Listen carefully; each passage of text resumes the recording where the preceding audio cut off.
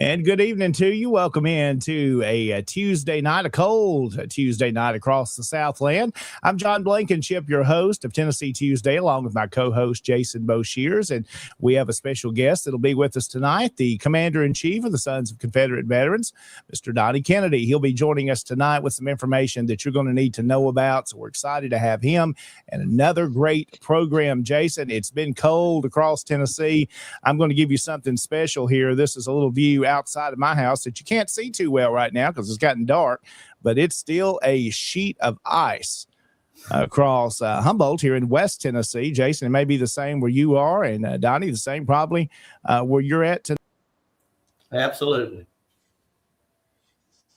Yes, sir. Been very, very busy, and tell us what's been going on. Okay, I'm lost. Who are you talking to, Jason or Donnie? Let's go with Jason. We got the video right there. The video's popped up different, so we're back to normal. It's one of those nights. I guess we'll blame it on the ice. How about that? Well, gentlemen, y'all jump in. Jason, Donnie, tell me what's happening in your area. What's it looking like weather-wise? All right, in North Louisiana, we have a lot of ice. Where I live in Union Parish, the parish that was named for the original Union, not Abraham Lincoln's Union, by the way. Here in Union Parish, we were spared of the freezing rain, so we didn't get a lot of limbs and power loss. So I still have power, but you go 15 miles to the east of me into West Monroe and Monroe, and gentlemen, it's a war zone. They're absolutely, they are hurting bad. I've tried. It took me about 3 hours to go to West Monroe and back. Normally this afternoon to return a rental car, it would normally take less than an hour. So, and I passed up over 70 in one area, 70 utility vehicles trying to restore power. It is a war zone. And I'm going to go ahead and mention the disaster relief fund while I'm here. We're talking about the weather. I just want to remind everybody in Tennessee and anybody that's listening anywhere else in the Confederation that if your family, you or your family, SCV member or direct family member needs some assistance, we do offer through our disaster relief fund, the relief fund, some assistance there. You have to work through if you and your camp know somebody that needs help. You've got to work through your division commander, and he'll get in touch with the chairman of the relief committee. And it's, I always call it the disaster relief, but I think it's on the website, it's the relief committee, SCB relief committee, and you can find that on the website. So with that much, I just want to get that out, make sure remind everybody. And those who are not affected by this, a $5, $10 little donation to the disaster relief fund will certainly help. We need to help our fellow members out. So I encourage you to do so. Absolutely, Commander. I know that's something back when we had the hurricanes that was used. Folks needed assistance. And it's great that we've got this in our organization, that we're able to help our membership out. And as needs arise, especially like this, I'm sure there's going to be some. And we do have a means for folks to be assisted through the SCB. And as we continue this evening, Jason, you've got our disclaimer going tonight. You want to read that for us? Yes, sir, I will. Thank you, Commander. The views and opinions expressed on this broadcast, they're not those of the Sons of Confederate Veterans. It's General Executive Council. It's not the opinion of any division, any brigade, any camp, any subsidiaries. It is strictly the opinion of the person that is expressing their opinion. Absolutely. Well, you see there on the screen, Derek Glover helped us out tonight, and there's that link if you want to go exactly to the relief fund there of how you can give and donate and assist. Again, reach out, as the commander said tonight, to your Tennessee division commander if you're looking for Tennessee, but if you're in another state, reach out to your division commander and they'll get that information to the relief committee. So there is that website. Tonight, we're glad to have Commander Donnie Kennedy with us this evening. We're going to be talking about several things that he's got going in his role and organization-wise, so we're glad he came on with us tonight. Let's say hello to a few folks that we've got joining us this evening. Of course, we saw Derek helping us out already. He's up in Jamestown, staying frozen there. I think that's the case pretty much across West Tennessee and Middle Tennessee and East. We're cold. Also joining us tonight, Ryan Rogers there, of course, in Alabama. So hope he's staying warm down that way. Some others joining us in, a lot of our regulars from Jacksonville, Florida. I wonder what it's like down that way. Is it warm down that way? Are they seeing much cold temperatures? Probably a little warmer than we are. Well, I noticed when we were, let's see, today is Tuesday. On Sunday, it was 87 degrees down there. And this was when we were having, I think, a high of about 20, 21. And I think they were 87 and set a record down around Orlando. Now, I'm understanding that they're going to get cold. They're going to get down into the 40s and 50s. Yeah, so enjoy that warm weather while it lasts. Again, there's Daniel joining us tonight, saying hello to him. A lot of great viewers are always with us on Tuesday night. We're so glad that they're here. Al as well, checking in from Tullahoma. I hope he's doing well. Chuck Roydhouse up there in Lebanon with us this evening. Hope things are well up that way in the General Hatton camp. There's Roy Hudson. He's also down in Florida saying hello. Him and Linda saying hi tonight. Hope they're doing well. Glad they're with us. Others that have joined in, Donald Gaines there with us this evening. Good evening to you as well. And a couple of others will touch in here. Where's the McBride camp, Jason? Donnie, y'all know, help me out there. I'm afraid I'm drawing a blank on the McBride camp. Well, we're glad they're with us tonight. Yes, sir. I'll tell you, Mr. Johnny Jenkins, if you would jump back on there and tell us the city of the McBride camp. I'd would love to know. Yeah, absolutely. Everybody's got to let us know where they're coming from. Yeah, Rich is joining us tonight. Of course, hope things are well there in Jackson County over in Middle Tennessee. Daniel, of course, with us tonight as well. Let's see who else we've got here. David Pope, of course, you can hear David on Friday nights in his show, the Douglas Southall Freeman Group. He has shows on Friday nights as part of SCB Chat. We appreciate him. And Rich also touching in, Jason, with us tonight. Minnesota has lots of ice as well. Maybe a different version of that. Also here with us, Toby Oakley, Sean Hill joining as well. Hope everybody's doing good. And, man, we've got a lot of folks on tonight, a good show. Commander Kennedy, I think you're drawing all the folks tonight. They want to see you and hear from you. They like to look at something ugly every now and then. I don't blame them. That's why freak shows did so well in the county fair, don't you know? Oh no. David Daniels with us tonight, him and Lydia up there, as well as Commander Price, just down the road from me in Henderson area at the Ike Stone camp. Lots of folks here with us tonight. And Jason, it's been a busy day. Talking about up your way, something that you wouldn't think would happen. You've had windows installed in the cold.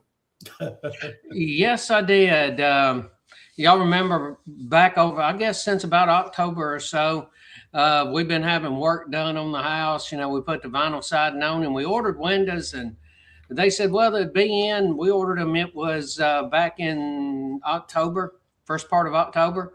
And they said, well, they'll be in and we'll put them in somewhere around Thanksgiving. Well, windows actually showed up on Friday. So it was only about 2 months late, and they brought them here. And I said, well, yeah, go ahead and unload them. And, you know, next thing I know, I got a call about 7:15 this morning, and they say, well, we'll be there at 8:30 to start putting windows in. So, and I tell you, at least it wasn't yesterday. Okay. You know, yesterday morning, we started at 11 degrees and we got up to about 22.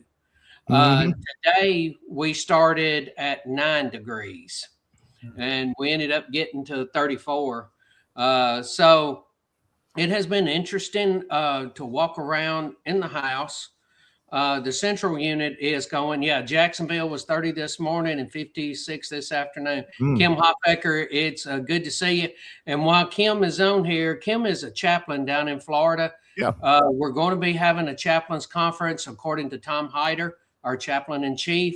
So expect to see something about that very, very soon. And there'll be an announcement about that. And I hope to see you there. Hey, Dr. Murphy. Yeah, he's on tonight from Murfreesboro. So, Jason, you've been busy up your way. New windows. I know you'll be warmer eventually. Maybe warm before you really get to experience some of that. I tell you what, the house I'm living in built in 1904, and we had the original windows. So I can already tell because they just put windows in. They replaced 17 of the 26 windows today. Now they didn't get the trim put back on, and they didn't put the caps on. You know, the new vinyl, but they got the windows in, and you can already tell the difference. You can. So it doesn't take much, especially 120-year-old windows.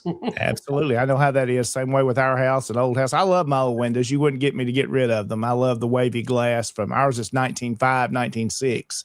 Wow. I love them, but it gets cold this time of year.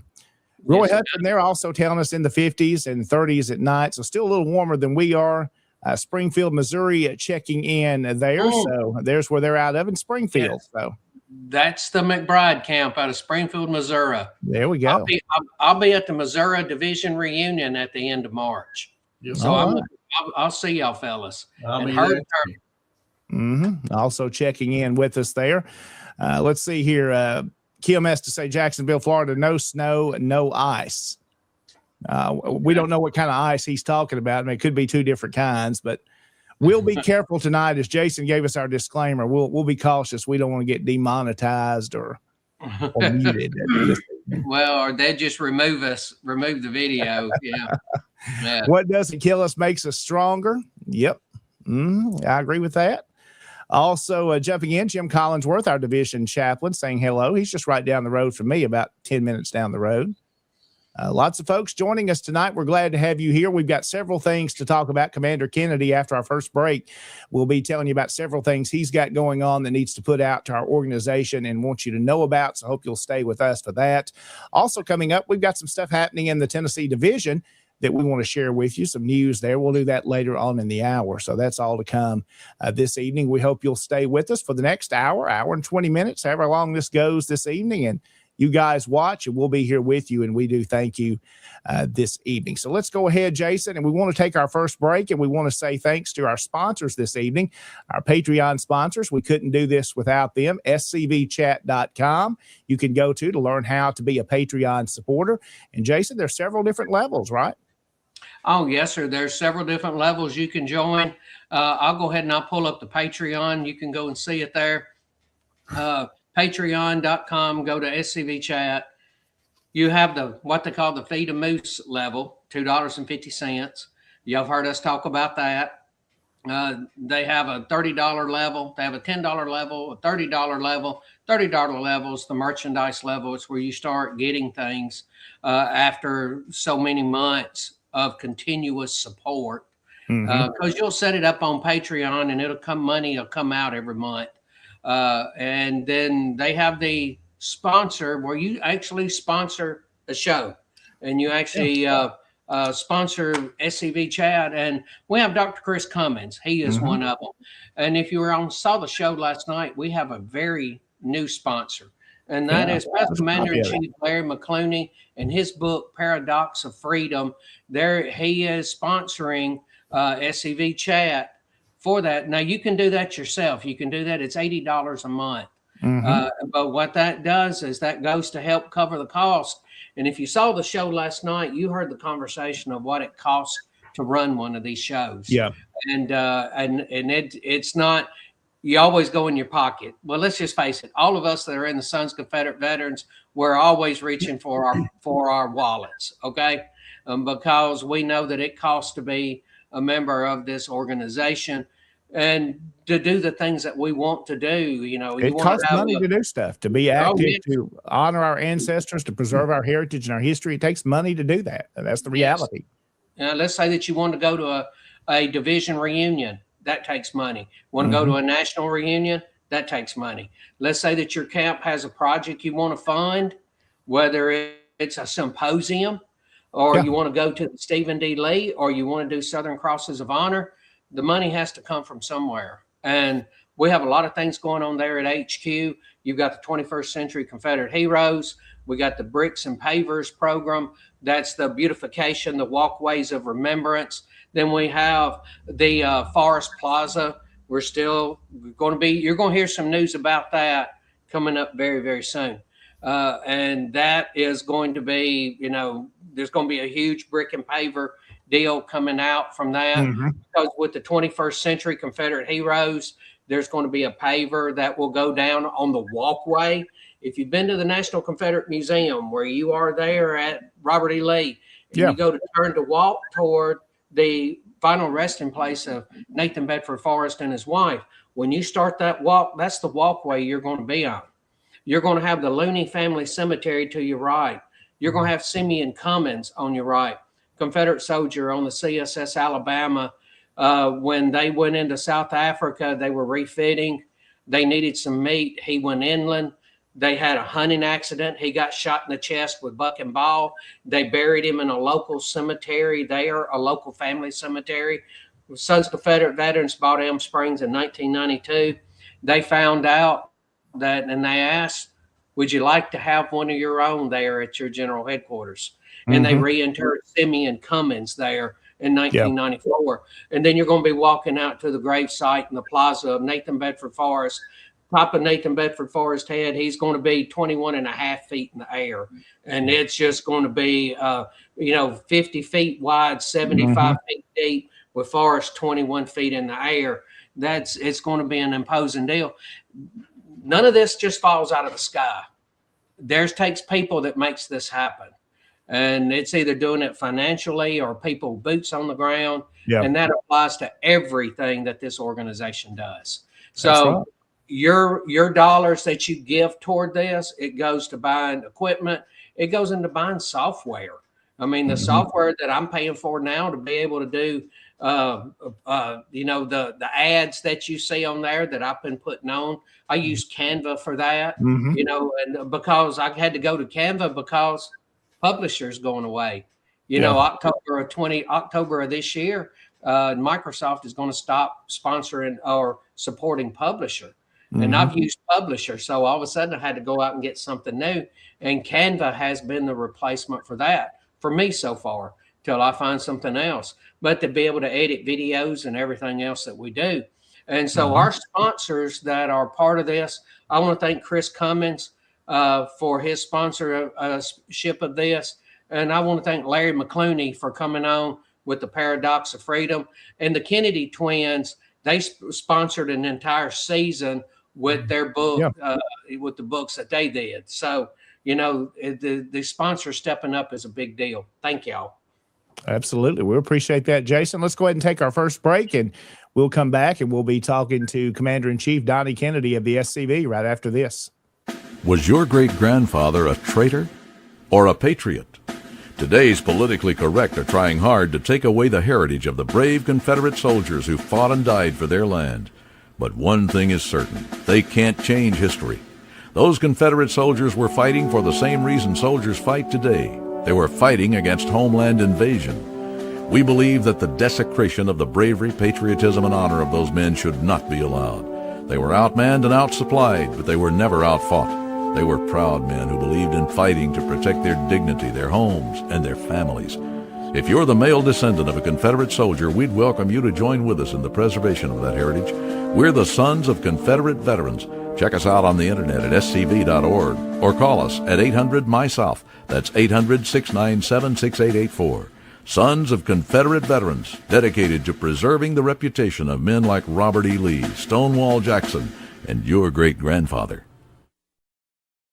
And welcome back into Tennessee Tuesday and SCV Chat. I'm your host, John Blankenship, joined by our co-host, Jason Boshears. Commander-in-Chief Donnie Kennedy is our guest this evening. Gentlemen, I hope you enjoyed revamping of that old commercial from a few years ago. That's the late, great Jack Parnell out of Memphis that did that ad for me several years ago. So we hope you enjoyed that, and that's something you'll see shared around a little bit more on social media as we promote our organization. And we're glad to have the leader of our organization with us tonight, Donnie Kennedy. And Donnie, you want to kind of jump in and tell us about some things you've got going on in the national organization level? Absolutely. First, I want to say thank you for that ad. That was great. We need to get that out in front of a lot of people. I've been to that cemetery in that park there in Tennessee, there right off Old Highway 51. Mm-hmm. And I love it. It's beautiful, and you cannot miss that flag. Absolutely. You have to be blind to miss that flag. If you're blind, you don't need to be on the highway driving. That's all. So I really enjoyed that. Great job. And I've got a few things I do want to cover. First of all, I want to remind everybody that we have coming up the Stephen D. Lee Institute lecture series coming up in, in February the 28th. And we've got an outstanding group of presenters. We've got Dr. Thomas J. DiLorenzo. Y'all might remember him. He was the guy that really kicked the bucket over with about Lincoln, with his Real Lincoln and Lincoln Unmasked. Dr. Lorenzo is now president of the Von Mises Institute in Auburn, Alabama, and he'll be speaking to us. Now, this institute, we're looking at the South 250 years after the Declaration of Independence. So we're going to look at the genesis of the Declaration. How did it get started? What does this declaration say? Who authorized it, et cetera, et cetera. And then each of our presenters will take that document and look at it real closely.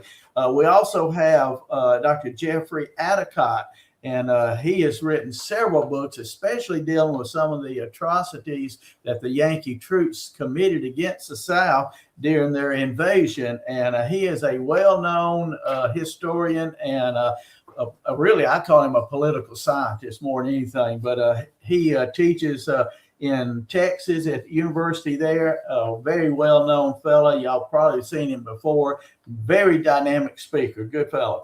And then most interesting speaker that I like because she's unique.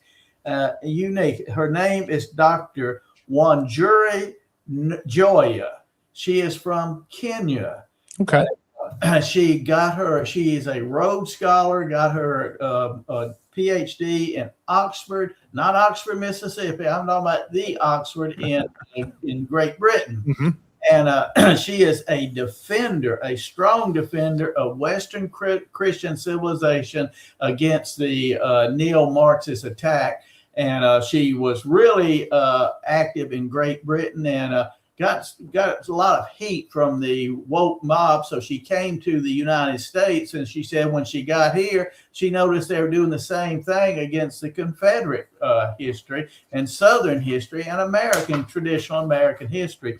And she is the also associate at the Von Mises Institute in Auburn Avenue, and she'll be speaking also.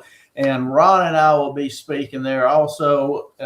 And our MC will be, of course, the dynamic Paul C. Graham, our gentleman that is the head of our heritage operation, chief of heritage operations. So mark it on your calendar. Come on down. It's going to be in the Raleigh-Durham Airport area in Hilton, Raleigh-Durham Airport in North Carolina.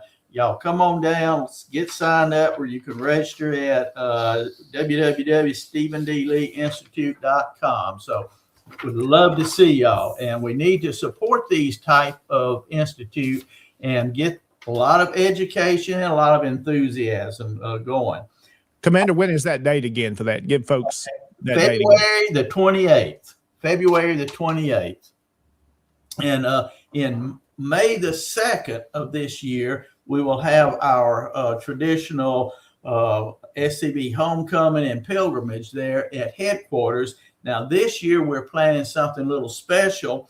We're going to have a memorial service and a dedication of a memorial bench to H.K. Edgerton, a strong defender of the cause. And we have a memorial bench that will be placed somewhere on the pathway or near to the Forest Plaza. And he will be also enrolled in the 21st Century of Confederate Heroes. Paver there also. So we want to dedicate those things. So we will have a memorial service and dedication there for our great friend and patriot, H.K. Edgerton, who unfortunately passed away. He's on the other side of the river with his fellow Confederates. So y'all be sure to mark that down. That's May the 2nd. That's the first weekend in May. Commander, do you care if I jump in there and mention his funeral services again? I know that's coming up this weekend. Yes. And I've got a message here. Somebody asking me to mention that. And since you said that, Please. Those funeral arrangements, of course, the visitation is going to be this Friday, the 30th, from 4 until 8 there at Hart Funeral Home in Asheville, North Carolina. Then the funeral service will be Saturday the 31st at 2.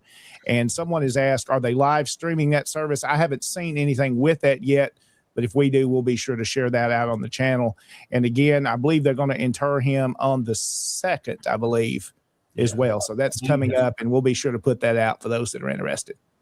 Good enough. And like I say, we all know HK. I had the privilege of marching across the top of Louisiana, HK, when he made his big famous march in a Confederate uniform, carrying a Confederate flag from, there you go, from Asheville, North Carolina, down to Austin, Texas. And HK, when we went past Grambling State University, which is the predominantly black college, traditionally black college in Louisiana, HK marched right on the uniform and engaged those young people in some heated discussion, and they couldn't get the best of HK. And when they left, they were scratching their heads thinking, what has just hit us? And HK was an enthusiastic supporter of the South and a good friend of the Kennedy twins. We really enjoy getting to know HK. Now, also, another thing I want to point out, you got your Confederate Veteran magazine by now. You'll notice you've got some postcards in there. Folks, I know it's simple, but it sometimes seems silly just to put a stamp on an envelope, on a postcard and send it off. What good is my little envelope or my postcard going to do? Well, like I told you, I had the pleasure of being in Oxford, Florida this past weekend, where it was 73 degrees when I left there Saturday at noon. And when I got home, it was 20 degrees in North Louisiana, but I made it home anyway. But as I told the people there, I had to cross the Mississippi River in Vicksburg. So I had to leave early and get there. But always remember, that is the biggest river in the United States. But yet, that river is nothing but the compilation of billions and trillions and quadrillion droplets of water. Every drop of water went to making that river what it is. That postcard that you put a stamp on and send in, that you may think, well, this really doesn't matter. If these people who are receiving these postcards, If they only get 100 postcards, it won't make that impression. If they get 1,000, that's pretty good.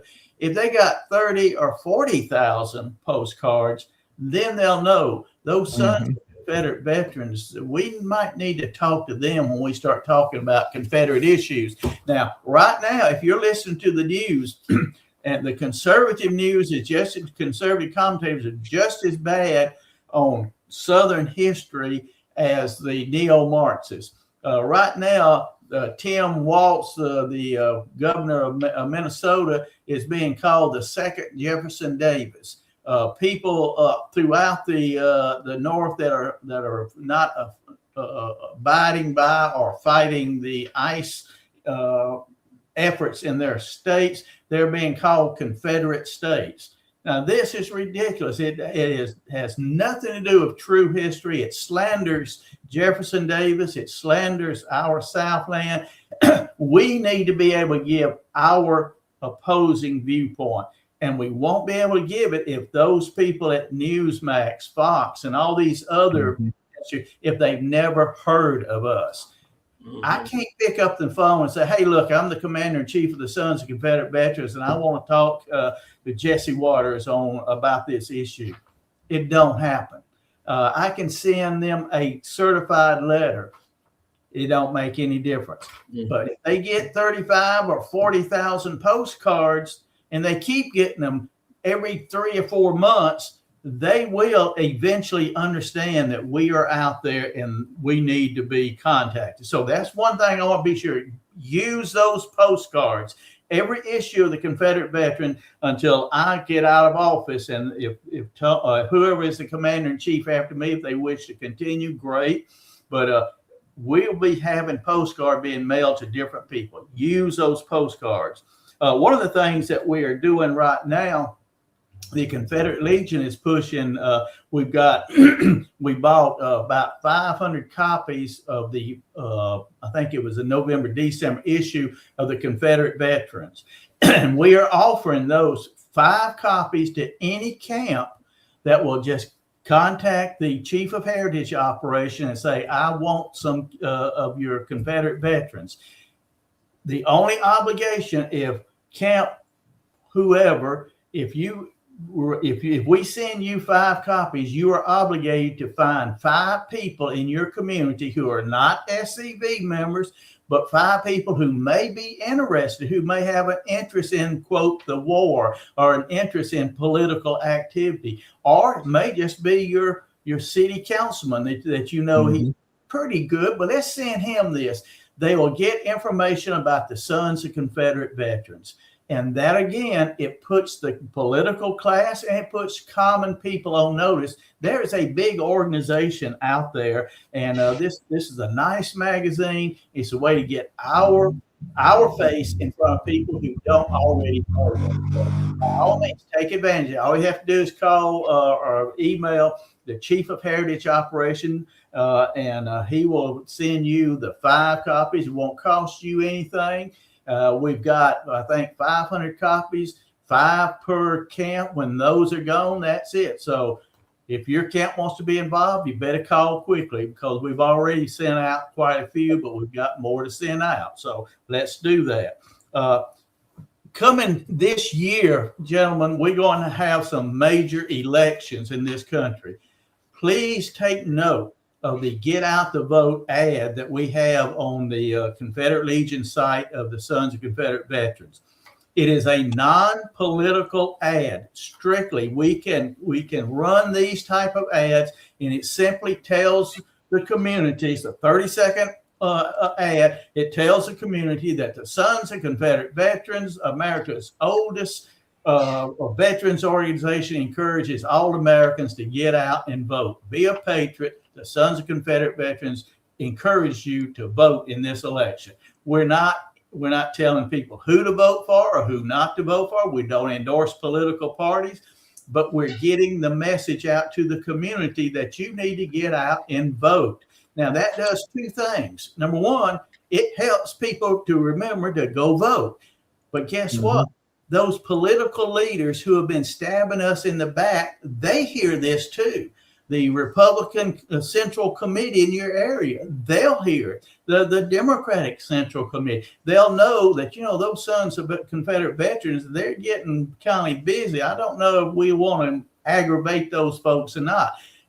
The reason the political establishment has been so quick to turn against all things Confederate was simple. It didn't cost them anything.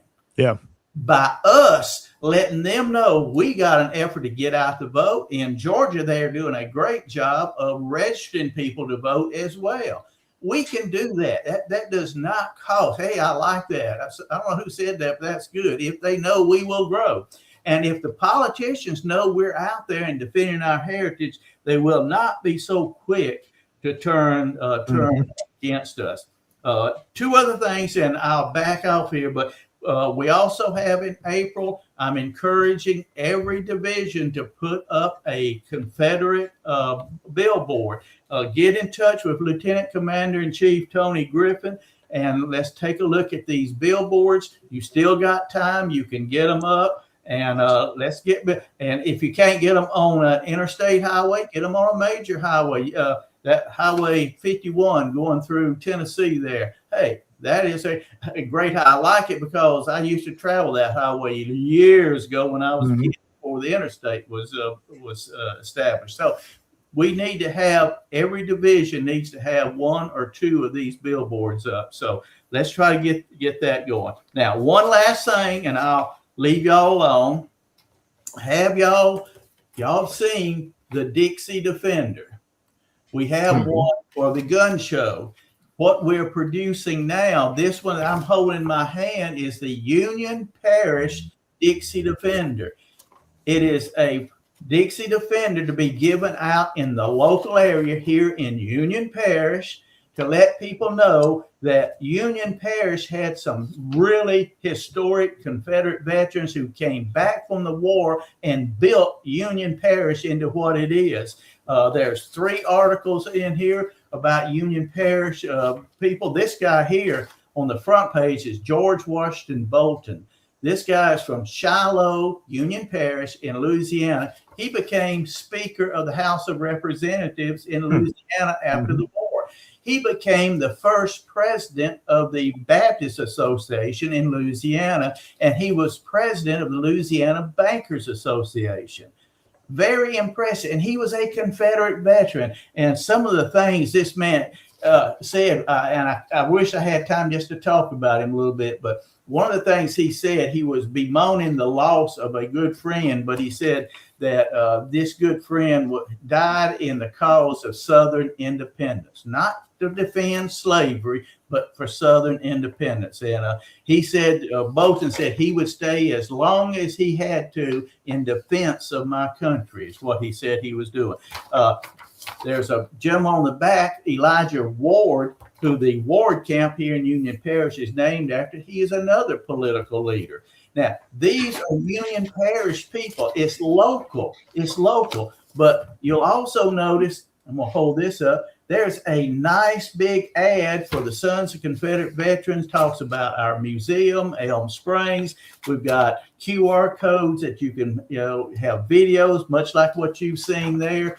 It lets people know not only is this organization local, but it is a major national organization. This type of effort, you give these out at festivals, at gun shows, any event you go to, museums, you can give them there and give them out. These things will let people know that the Confederate veterans are people who built our community. We ought to honor these people. If people know about local Confederate veterans, they will not be so quick to support politicians who want to take these monuments down and ban us from parades, etc. So these are just some ideas which we are pushing and will continue to push to get our message out to John Q. Public. They need to know, and when John Q. Public knows, the political establishment knows, and we begin to have a system set up where we can defend our cause effectively.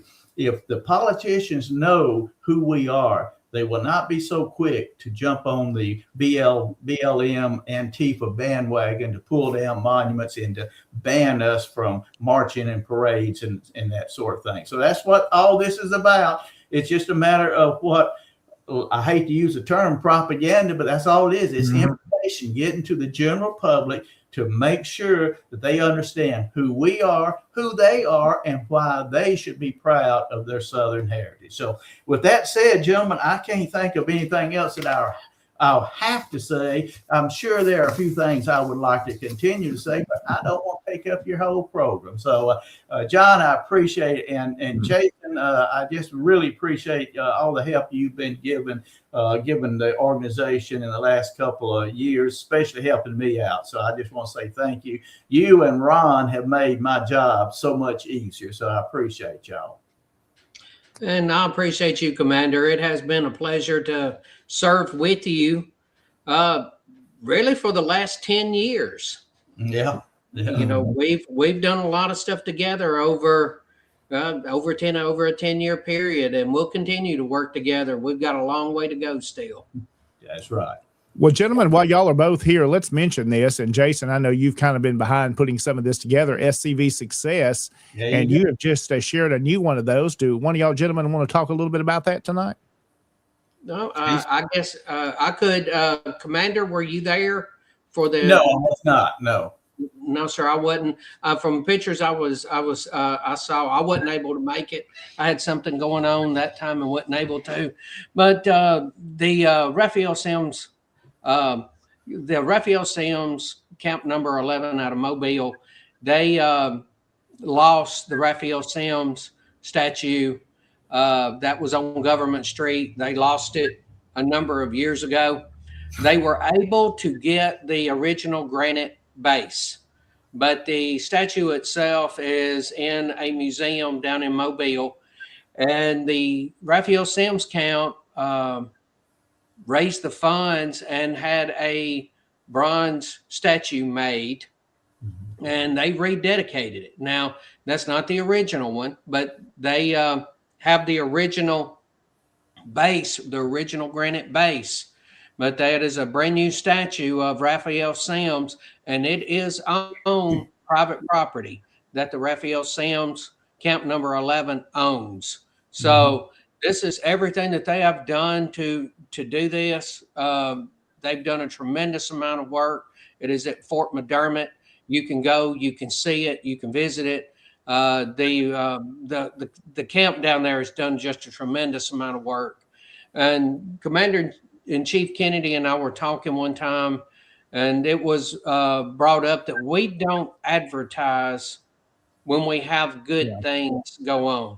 Something bad could happen, and it gets talked about for months. It gets dragged through the mud all over social media. But if we do something good, like have the statue up, what happened in Jacksonville, where they were able to get the monument and to put it up, to what happened in Andersonville, where we were able to go and have that memorial service there. Those, they just don't get talked about. So we come up with this idea of this SCV Success. And we've got another one that has been worked on. Florida has done it again. They have put up a new one. Well, they got one back and were able to put it up for the Cow Cavalry. And you're going to be reading about that on SCV Success as well. So we've already had a number of them. Tennessee's fixing to have one, because we're going to talk about the victory that we had there in Nashville, having to do with the Parthenon and the memorial that was there. That's another one that we're going to have. But nobody talks about our successes. And that's the only point that this is to let people know we have victories.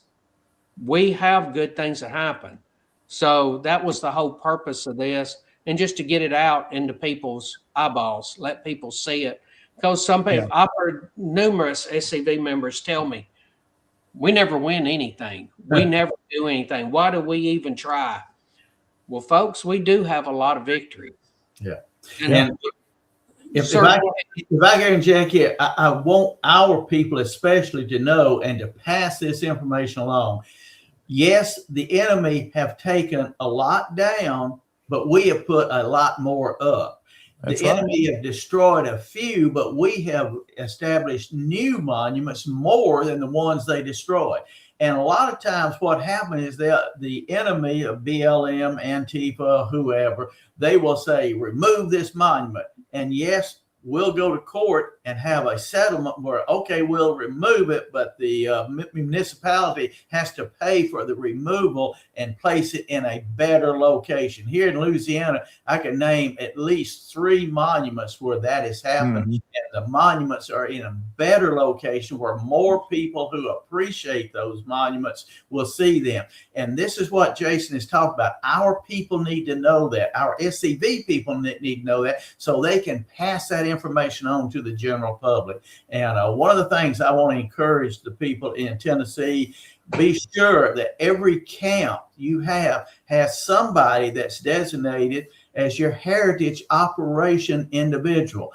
Be sure that individual is on the Telegraph, is signed up for the Telegraph, that he listens to the SCV chat and programs like this so that he can get information and disseminate this information to the camp members and to push the camp to be actively involved. Very similar. We have a gentleman in our camp in West Monroe. I got an email from him today, not an email, but a text message in which he informed the membership of a certain project, said we need to be busy on doing this and this project. Whenever you have these postcards that come out, he needs that heritage op individual needs to be able to contact your members and say, hey, look, get those postcards in the mail. If you don't want to mail them, bring them to the camp, and the camp can sit down and the camp itself can write them out and mail them. It doesn't cost that much, but it has an impact. So every camp should have a designated heritage operation officer. He doesn't have to be heritage op. He can be your lieutenant commander, second lieutenant commander, and this is one of your obligations. And that needs to go up to your brigade, to your division, and also to the national, so that Paul Graham, the chief of heritage operation, when he needs something done, he can pick up the phone and call that individual in your camp if you're having a problem. Say, hey, look, we've got this CSU, we've got this thing, this program that can help you on that. Just let us know. So we need to be more communicative, and this is one of the things I'm encouraging every camp to have a heritage officer. As I say, you either can elect one or you can make it part of your first or second lieutenant commander's responsibility. The camp is the one that decides that.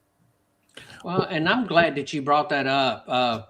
Where my camp's created, Sam Watkins Camp, we've created a position called the HPO, the Heritage Promotions Officer. There you go. We're going to have a fellow by the name of Chuck Roydhouse coming on in the next couple of weeks. We might end up having him this coming week. We'll get all the details worked out.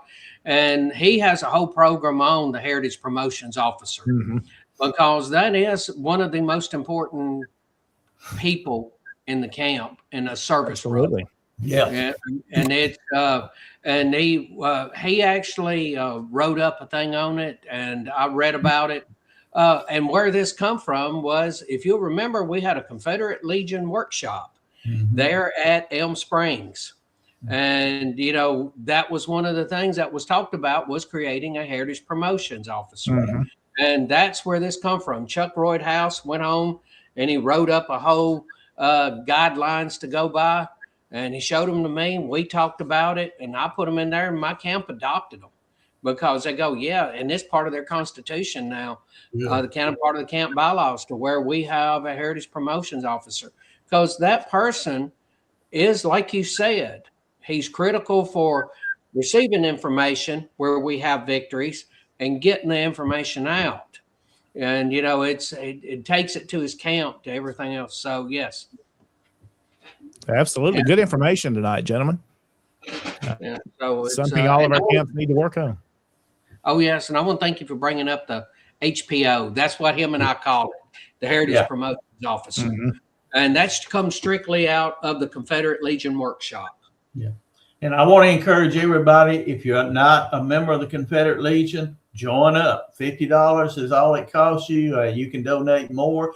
That money goes to help pay for these Dixie Defenders, these Confederate Veterans magazines that we're giving out, ads that we run, especially these ads during the political season, folks. We need to get these get out the vote ads out in the general public.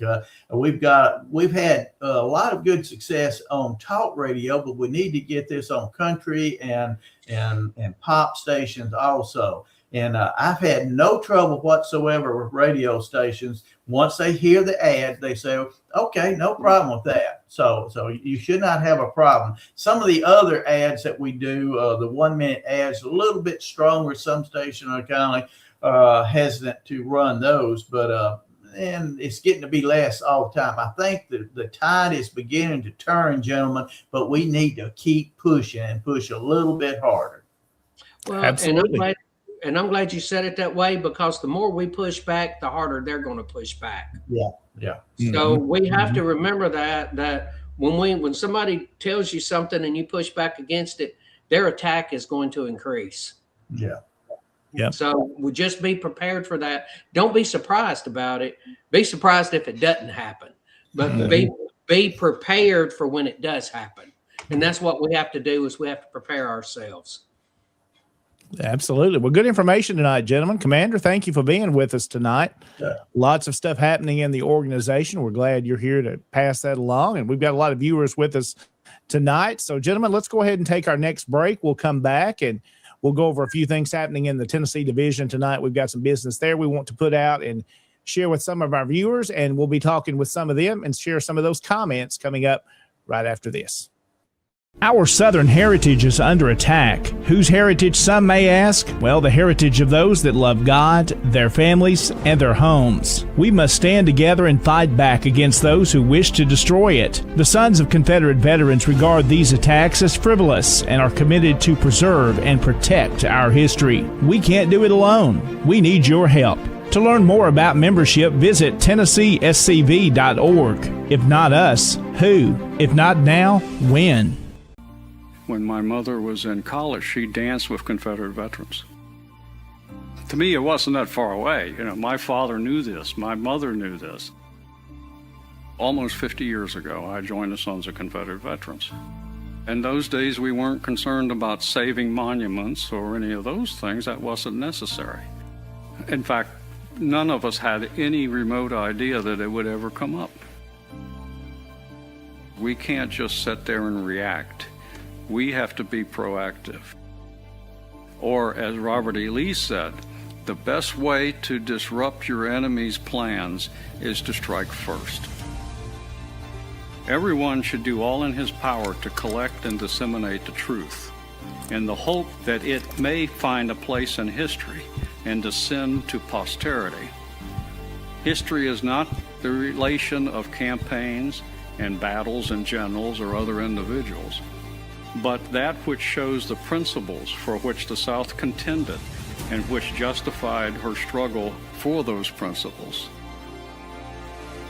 If you're looking for some place to be where you think you're going to accomplish something to save our history, go to the Sons of Confederate Veterans. I'm Thomas Lee Jesse. I'm a descendant of Private Daughtery Gilmer, a Confederate veteran.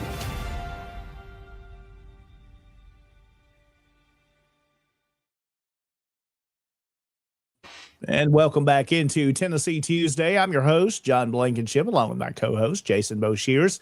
Our guest tonight is Commander-in-Chief of the SCV, Donnie Kennedy. We're glad he's been with us tonight and shared a lot of great information, and we thank you for watching. And again, we've got some of these comments, guys, we want to kind of go through now and get caught up there. There's a lot of folks viewing tonight, sharing our video. So if you're doing that, we say thank you tonight for that. And again, there you see Kim there, a compliment there for their support and attendance at the dedication of the Florida Confederate Soldiers Monument in Jacksonville. Several folks tonight here with us. Also, Tom Wood jumping in. He's proud to have Chuck as his lieutenant coach manager there in HPO, General Hatton Camp. Chuck, great guy there as well. And he said he should have said commander, but I think coach works as well. Yes, it does. We'll go with that. Again, let's look at some of those other comments we got here, Jason. Lots of folks that have been saying things tonight. We're going through some of those as you pull those up. Floyd joining us tonight. Yeah, I think it's great to see you, Mr. Harvey, again. Thank you for joining in, coming there from the Keller camp. I tell you what, they did a great reunion a few years back. I tell you, it was a great reunion. Yeah, enjoyed being there for that, and look forward to going back one day. There you go. Yeah. And Ryan McDonald said this. He's very honored to be a part of this organization, and that's what we want. Is we want everybody to be proud to be a descendant of a Confederate veteran. Absolutely. Yeah. So, and I want to say this. I popped this up earlier. The Raphael Sims camp did approach order a Southern Cross for some funding for the monument and order Southern Cross. I want to mention them every opportunity that I can because they are a very benevolent organization. Absolutely. They have 25 of the cabinets that are there in the National Confederate Museum come from the Order of Southern Cross. They have done just excellent work all over the Southland, and they're a very good group of men. So, and I just wanted to mention that because they did help with that. Yes. Yeah, appreciate them doing that and helping make that possible. Another good organization that's helped out a lot, Jason. Oh, yes, sir. They do a tremendous amount. And Rich Garcia had this to mention earlier. When you were mentioning the Confederate Legion, join the Confederate Legion, pass out the Dixie Defenders, get you some Dixie Defenders, pass them out. My local camp did. We bought them, and we pushed them out, got them out to people. And you think, well, how do you do that? Well, I went and got a set of tires put on my truck. And while I was sitting there, I was reading it. And when it was done, all I did was just leave it laying there in the chair beside of me when I walked off. And I don't know whatever happened. Go ahead, sir. Yeah, I just want to mention this special issue Dixie Defender. Any camp, now I won't repeat it, any camp for your local area will help you. We'll give you all the information you need to know on how to create this. Just get a hold of Paul Graham, the Chief of Heritage Operation, and he will give you that information, and we will assist you in putting your own local Dixie Defender together.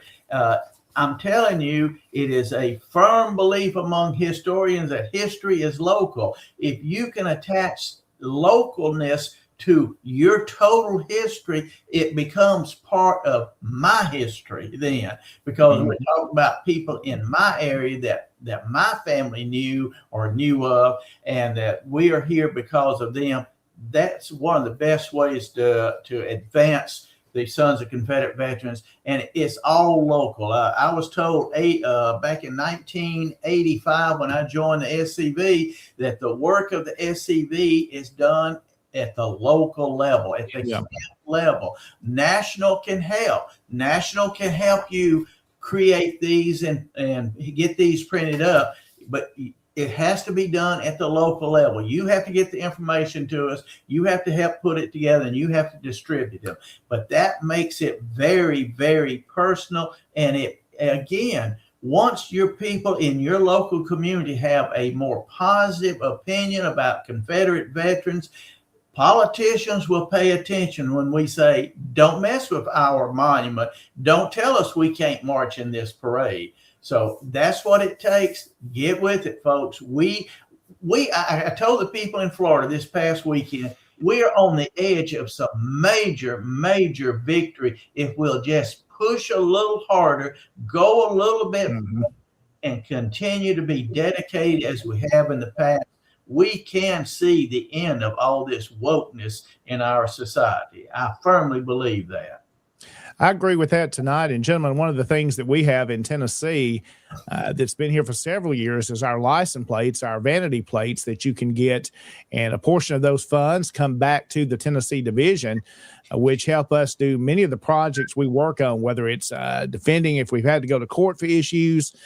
We help preserve flags and so many other things that helps the Tennessee division operate and do what it does is by purchasing these flags. So when you go to your clerk's office and you get your tags renewed, you can change over to these. You pay a little extra fee there, and a portion of that, gentleman, comes back to the Tennessee division. So there's a sample of those plates, and we were discussing this at our last DEC meeting this past weekend, and we know there are many members that do not have these.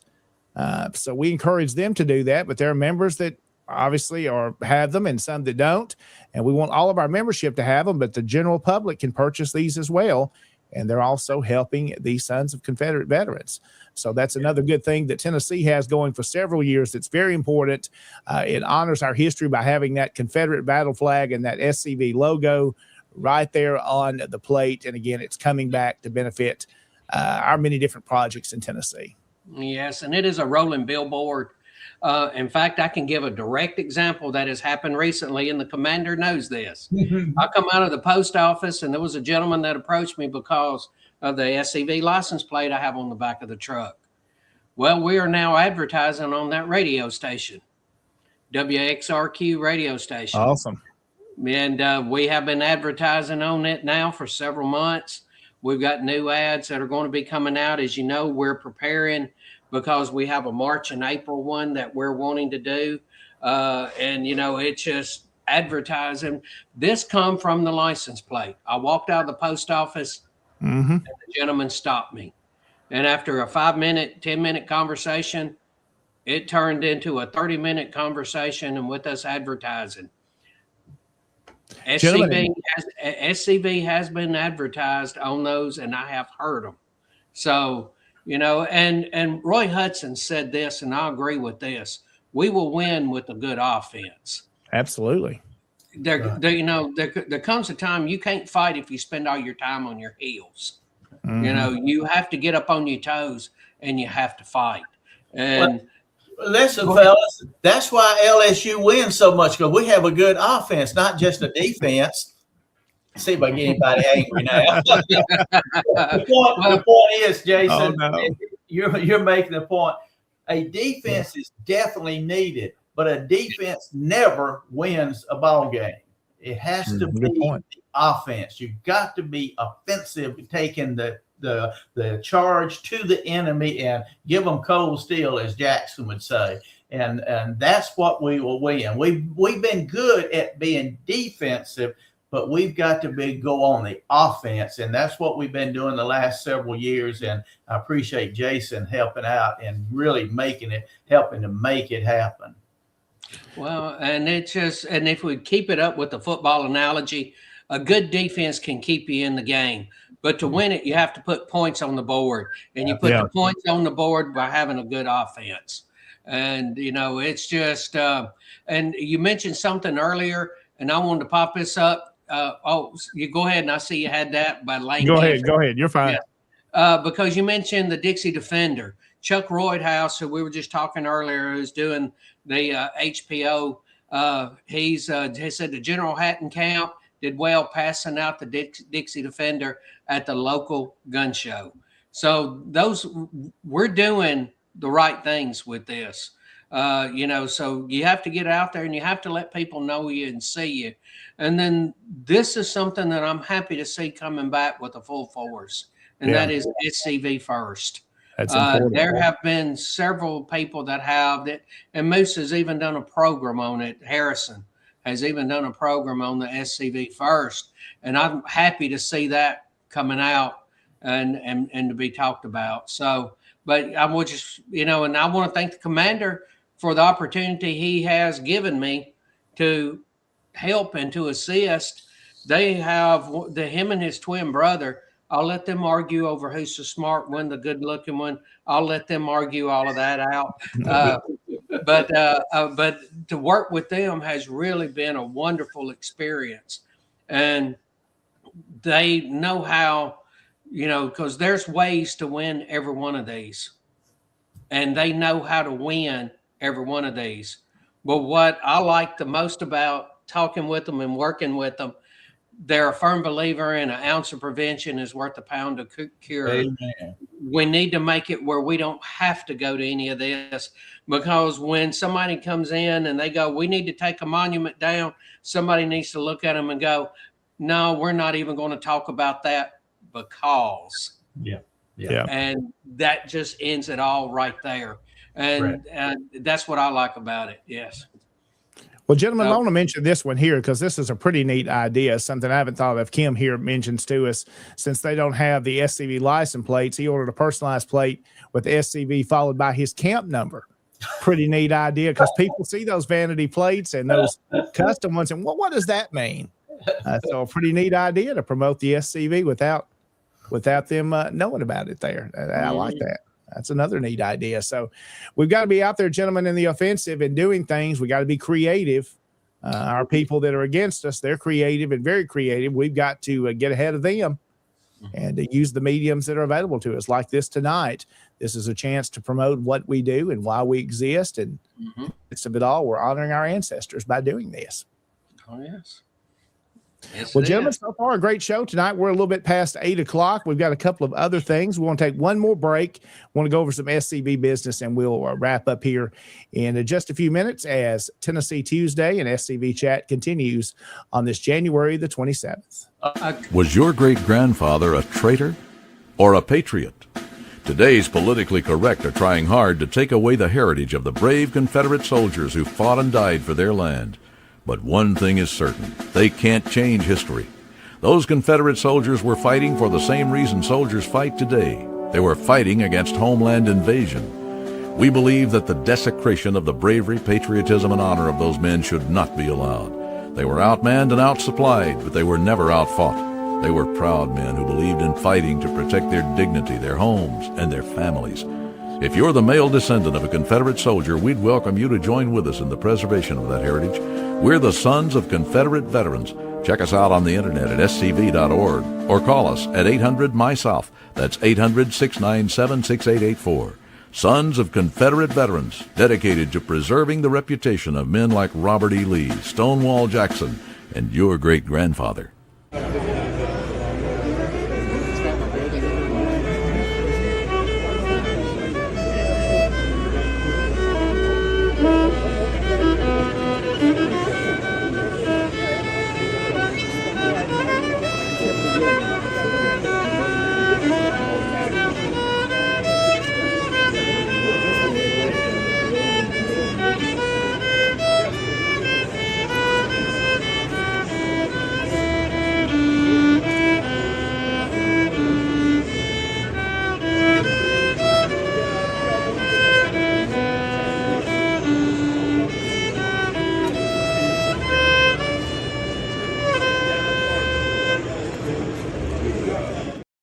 And we're back on Tennessee Tuesday and SCV Chat. We continue on a Tuesday, January the 27th. Gentlemen, I want to take a little moment, as we say, a personal privilege to remember my grandfather, who, if he would have been living, would have been 101 years old today. He was a veteran of World War II and passed away in 97. But I wanted to take that moment to remember him.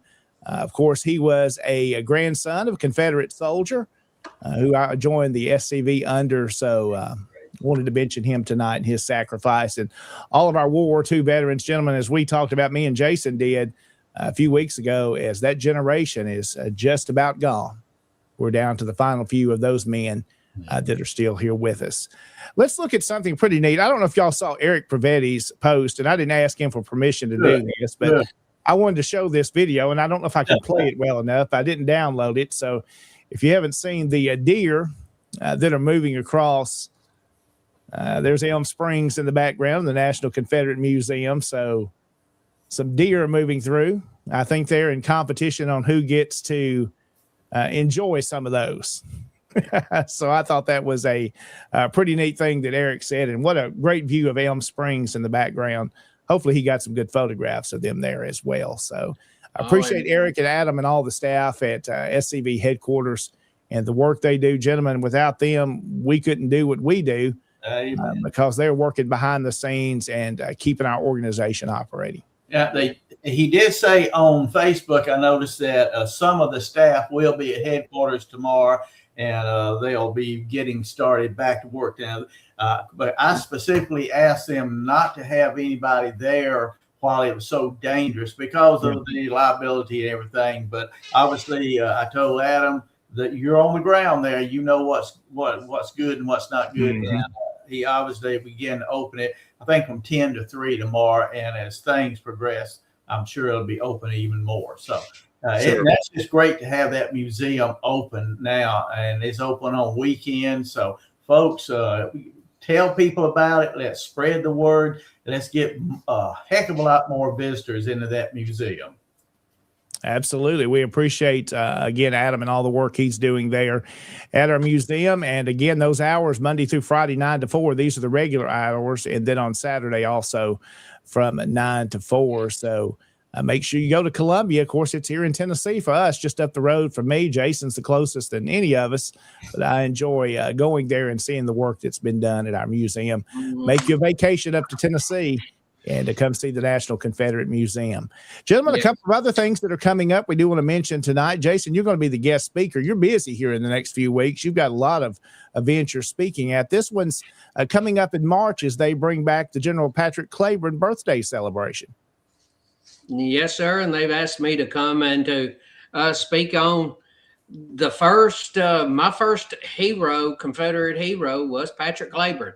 I knew about Patrick Cleburne before I ever knew about Nathan Bedford Forrest because I had two aunts that would argue over how to pronounce it, Cleburne, Clyburn, you know. And we would be going up the road because St. John's Church is just 4 miles up the road. Yeah. And that was where Patrick Cleburne was temporarily interred there. You know, he was late when he got killed at the Battle of Franklin. He laid there on the porch at the Carter House. He was taken to Rose Hill Cemetery, was interred there for a day or two. And then they moved him to St. John's. And he stayed there until they come from Arkansas, from Helena. They come and got him and took him there and buried him. And my aunts, as we drove by, they would always argue over how to pronounce. And you know how aunts can be, how absolutely. And I knew about Patrick Cleburne before I ever knew about any of the other ones. I was 3 or 4 years old, sitting in the back of a 55 Buick. And a 55 Buick. I'm thinking more like a Model T, Jason. Jason, was it a 3-hole Buick or a 4-hole Buick? Then I bet you don't even know the difference. No, sir. I want to hear this. Yeah. On the fender, I think the 3-hole was a smaller block engine, or maybe even a 6-cylinder. The 4-hole on the fender on the side, it looked like the exhaust pipes coming out. It was a 4-hole Buick. You had the top of the line, man. Everybody wanted a 4-hole Buick. So a little bit of antique message for you there. Well, I tell you what, I know where there's a picture of it. I'll look, but I bet you it's a 3-hole because I know my family. So, but kids would be riding in the back seat and hear them arguing about it. So, but yes, and they've asked me to speak there. And I'm honored to go speak at the Pat Cleburne dinner. Yeah, that's going to be another one coming up just down the road. This is on March the 7th, a little bit over a month and a half away. This will be at the Nathan Bedford Forrest Boyhood Home in Chapel Hill. We hold this, the Tennessee Division does it each year, this Confederate Flag Day event and flag retirement celebration and a ceremony, as you can bring your Confederate flags or any flag for that matter. And we will retire those with a ceremony, and we have a program scheduled. There'll be speakers, prayer. Going to be a good time. If you've never been to one of those, we encourage you to come to that. That's on Saturday, March the 7th there at the Nathan Bedford Forrest Boyhood Home. Again, around 11:30 or so, 11 o'clock, we'll open the building there for lunch. A light lunch will be available, and then the ceremony gets started shortly thereafter that. So it's going to be a good event. And bring your Confederate flags. We'll retire those properly there. And we appreciate all those that are participating. Of course, the Tennessee Division, SCV. We have the OCR, the Mechanized Cavalry as well, and probably some others that will help us that day in this flag retirement ceremony. So make plans to be with us then. That's on a Saturday, and we're praying for good weather, and we'll have that rain or shine unless a a storm comes through and blows us away. I just wanted to say David Pope said 3-hole was a super and the 4-hole was a roadmaster. There you go. Yep. Yes. Very good. And I'll say this, that Toby got on there. Toby Oakley has said Patrick Claybrook Monument there in Moortrace back last month. Yes, he does have a one there in Moortrace. So, yes. Thank you for cleaning that, Toby. Mm-hmm.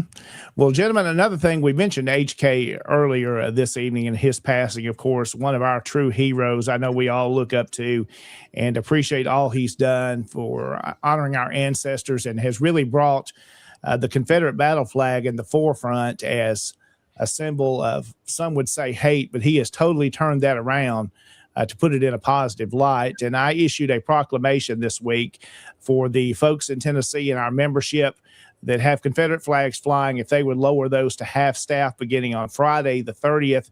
And the dates and the reasoning behind that is the weekend of his funeral service. So on Friday, the 30th, and to remain at half staff for the time of the funeral on the 31st. So we've asked our camps and brigades in the division to do that to honor H.K. Edgerton and his sacrifice he has given of his lifetime to honor the Confederate soldier. And that's not something we do often. That's a very important thing to do that, and wanted to do that in Tennessee with that proclamation. So that's one of our ways to honor HK as well. There is, by the way, gentlemen, a GoFundMe out there that still could use a little extra help that's underway for his funeral services, and his sister-in-law has organized that, and they're pretty close to what they need to help with his funeral. And I've encouraged the folks in our division to personally give. If you would like to help out with that, I did that, and I know many others did. And I know that's always a blessing to a family when finances just might not be there. And, of course, the SCV, as Commander Kennedy mentions, has a special memorial service. Commander, when is that again? That's coming up in May, correct? Yes, the pilgrimage homecoming weekend. So I did the first weekend in May. I think I said it was the 7th, I believe. It's the 2nd. Second. Okay. The first weekend, first Saturday in May. First Saturday in May's always the pilgrimage and homecoming. Yes. And Yeah, I thought I would put up there that Kentucky will honor HK during his service by lowering all flags in Kentucky Division. And that is from Kentucky Division Commander Kyle Thompson. Yeah, we appreciate those that are doing that. Many organizations, and I know other camps I've seen across the Confederation, are doing that. So I think that's a very good way to honor his memory. And again, gentlemen, lowering the Confederate flag is not something I take lightly to do that, but I believe he is one of our modern day heroes that has done so much for us that we want to recognize all he has done, and definitely going to miss him. He will be missed. I guarantee it. Man, a national reunion won't be the same without him coming in just yelling as he comes in the room. We're sure going to miss him. Yep. Yes. Well, gentlemen, that's all I've got to news-wise from the Tennessee division. A couple of other things I do want to touch on, really event-wise we touched. Jason, let's talk a little bit about this evening, a marker that is now, it's one of the Tennessee state historic markers, the gray markers, if you're familiar with those in Tennessee, the Tennessee Historical Commission approves and puts up. The Guest Hollow historical marker has come up missing in the past couple of years.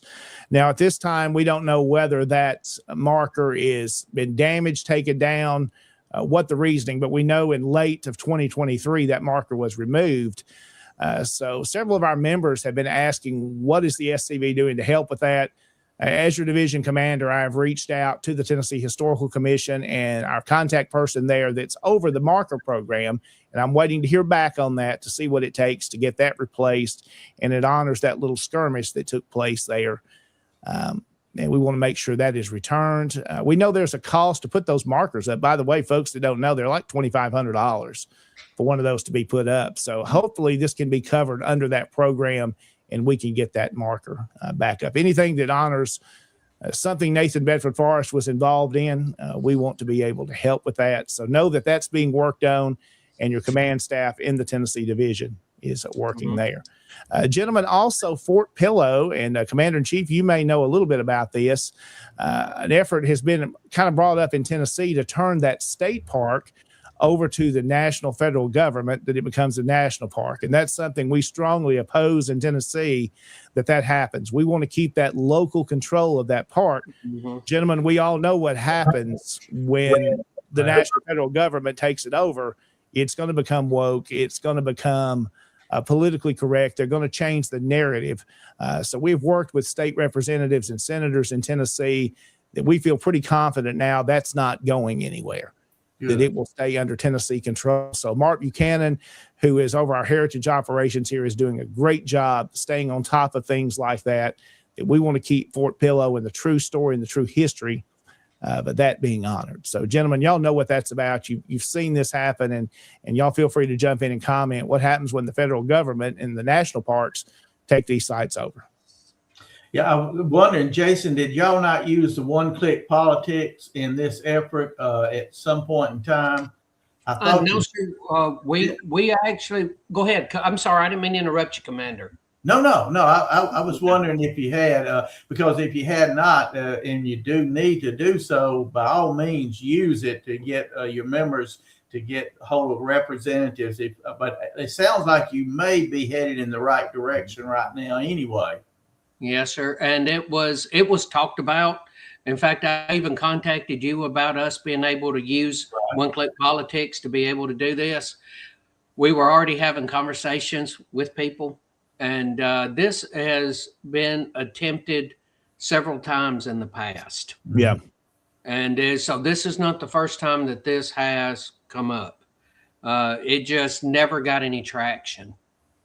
Good. And it never has gotten any traction to do it. So the people want to leave it as a state park. They want Fort Pillow to be a state park. So, and that's what we're going to work on. That's what we're going to use our contacts and our efforts to make sure that stays, that true history is told. And it needs to be a state park. Yeah, it needs to remain a state park. And of course, the Tennessee Division working strong on that. And we thank Commander Donnie Kennedy for allowing us to use the one-click politics. If that's needed, that's an avenue that we have to put out there to our membership. Say, hey, we need your help. Contact your state representatives, contact your state senators. Yeah. Let them know it's a really easy thing to do. And of course, if that's needed, we will put that out to our membership. Gentlemen, it's been a good evening. It's about 8:20 on a cold Tuesday night. Commander-in-Chief Donnie Kennedy has been our guest tonight.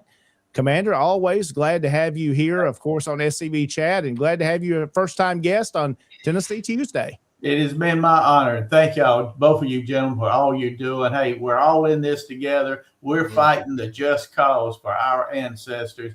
One day, when we cross over the river, I hope to see them pat us on the back and say, thank you, gentlemen. You were right. You stood up for us. God bless you. So that's what I'm looking forward to. Absolutely. Yes, and I wanted to bring this up because John had put this up there. This is also for Kim Hofecker. He said that he's, while listening, I'm taking care of my 3 postcards from the Confederate veteran. I read that. Yes, he is doing that as we do it. Right. Commander Kennedy is going to be joining us in the state of Tennessee. Yeah. Let's see. What have I zipped right past it? David Pope was talking about you coming and speaking at a Lee Jackson. Yes. I believe it is on. There it is. February I believe it is going to be on February 7th. Yes. February the 7th. I'm assuming that y'all are not going to snow me in like they did in Florida. I went to Florida and they just snowed me in, I swear. It's a heck of a note to go to Florida and worry about snow on your way home. Oh, my goodness. It'll be a good event coming up on February the 7th. Looking forward to having the Commander-in-Chief in Tennessee. Gentlemen, before we wrap up tonight, the final thing I want us to mention is the National Confederate or the SCV National Reunion, the 131st annual event. It's going to be in Lexington, Kentucky. That's coming up in July, so you need to make your plans to be there if you haven't already done so. Again, the website you can go to is 131scv.org. You can get registered. You'll find hotel information. The guys there in Lexington doing a great job putting this together. And Commander Kennedy, anything you want to comment on? No, I know it's an election year, so it's going to be a busy time. It's a great time to have an election because I'm not running for anything except past commander-in-chief. And you get to run for that, but actually you just get that one free of charge.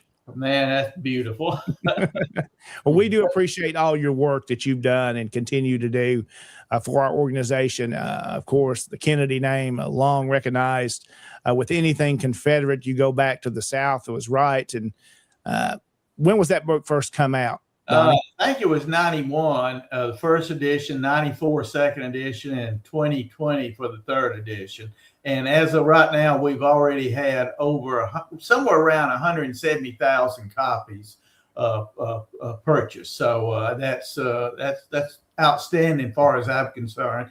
But it wasn't because Ron and I were so great. It's because we gave information that Southerners and Northerners wanted to hear. They wanted to hear the other side. And that's why I'm so convinced that we in the Sons of Confederate Veterans, we can grow much bigger, much stronger, because really America is on our side. Absolutely. Well, gentlemen, let's go ahead and wrap this evening up as we're going to close out tonight. And as we end the show, I want to leave you with H.K. Edgerton's rendition of Dr. Michael Bradley's poem, I Am Their Flag. We'll close with that tonight. Again, Commander-in-Chief Donnie Kennedy has been our guest. Jason Boshears is my host. We're so glad he's been with us tonight. We do hope you have a safe rest of this evening. We'll be back next week here on Tennessee Tuesday. Gentlemen, have yourself a wonderful evening, and we'll talk to you soon. Thank you. It was written by Dr. Michael Bradley, the past commander of the Sons of Confederate Veterans in the great state of Tennessee. It's called I Am Their Flag. When faced with change they could not accept, the mighty men of valor began to gather. Brothers, native to the southern soil, they pledged themselves to a cause, the cause of defending family, fireside, and faith.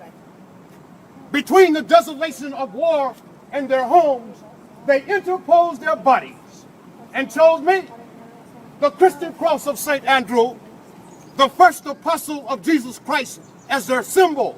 I am their flag. I was at Sumter when they began the jubilation. I was at Big Bethel when the infantry fired its first volley. I smelled the gun smoke along Bull Run in Virginia and at Belmont along the Mississippi. I was in a debacle at Fort Donelson. I led Jackson up the valley. For 7 days I felt in the turgid air of the James River bottom as McClellan ran from before Richmond. Sidney Johnson would die for me at Shiloh, as with thousands of others whose graves are marked Sine, Nominee, without a name, unknown. I am their flag. I was a shroud for the body of Stonewall after Chancellorsville. Men ate rats and mule meat to keep me flying over Vicksburg. I tramped across the wheat fields with Kemper, Armistead, and Garnett at Gettysburg. I know the thrill of victory, the misery of defeat, the bloody cost of both. I am their flag. When the end came at Appomattox, when the last Johnny Reb left Durham Station, many carried fragments of my fabric hidden under their bodies. In the hard years of so-called Reconstruction, in the difficulty and despair of the years that slowly passed, the veterans, their wives, their sons, their daughters, they loved me. They kept alive the tales of valor, the legends of bravery. They passed them on to the grandchildren, and they to their children, and my God, I hope they will pass on to you. I am their flag. I was rolled in blood at Franklin, stiff with ice at Nashville. Many good men bade me farewell at Sailor's Creek. I am enshrined in the hearts of millions, living and dead. Salute me with affection and reverence. Keep undying devotion in your hearts. I, the Southern Cross, I, the Christian Cross of St. Andrew. I am history. I am heritage, not hate. I am the inspiration of valor from the past. Look away, Dixieland. I am their flag. God bless you, and God bless Dixie. Was your great-grandfather a traitor or a patriot? Today's politically correct are trying hard to take away the heritage of the brave Confederate soldiers who fought and died for their land. But one thing is certain, they can't change history. Those Confederate soldiers were fighting for the same reason soldiers fight today. They were fighting against homeland invasion. We believe that the desecration of the bravery, patriotism, and honor of those men should not be allowed. They were outmanned and outsupplied, but they were never outfought. They were proud men who believed in fighting to protect their dignity, their homes, and their families. If you're the male descendant of a Confederate soldier, we'd welcome you to join with us in the preservation of that heritage. We're the Sons of Confederate Veterans. Check us out on the internet at scv.org or call us at 800-MY-SOUTH. That's 800-697-6884. Sons of Confederate Veterans, dedicated to preserving the reputation of men like Robert E. Lee, Stonewall Jackson, and your great-grandfather.